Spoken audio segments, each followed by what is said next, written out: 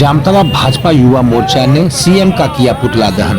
आप देख रहे हैं यूके जामताड़ा लाइव। मेरे चैनल में सभी दर्शकों का स्वागत है।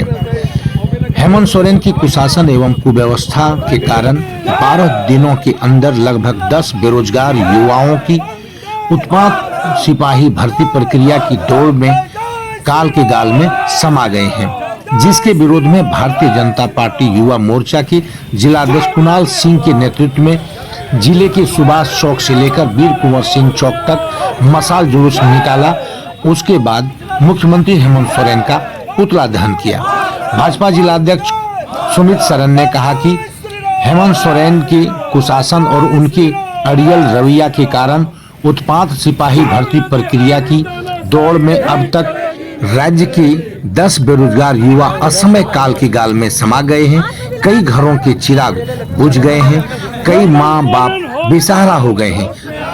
युवा मोर्चा के जिलाध्यक्ष कुणाल सिंह ने कहा कि हेमंत सरकार 4.5 साल तक युवाओं को बेरोजगार रखने के बाद भी तसल्ली नहीं मिली, तो अब वे युवाओं की जान लेने पर उतारू हो गए हैं। लगातार उत्पात सिपाही बहाली में युवाओं के प्राणों के साथ खेलने का काम झारखंड सरकार कर रही है, जो काफी निंदनीय है। भाजपाई कार्यकर्ताओं ने सीएम के विरुद्ध में नारेबाजी लगाए। सुनिए।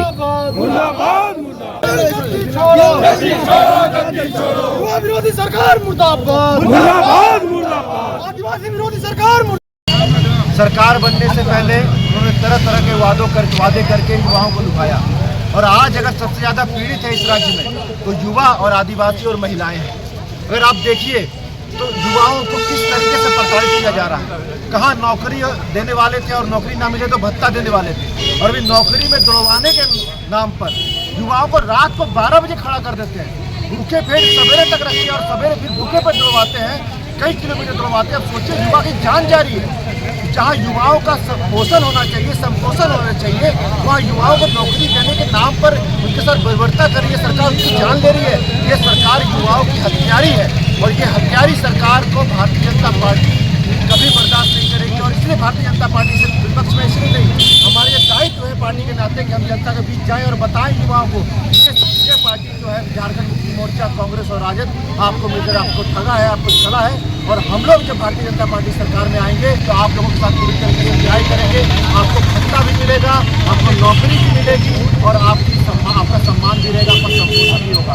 युवाओं से भी आग्रह है कि सरकार को पहचाने, महिलाएं, आदिवासी सबको इस सरकार को पहचाने और भारतीय जनता पार्टी के रास्ते पर चलें, भारतीय जनता पार्टी का सहयोग करें। और आने वाले चुनावों में आप देखेंगे भारतीय जनता पार्टी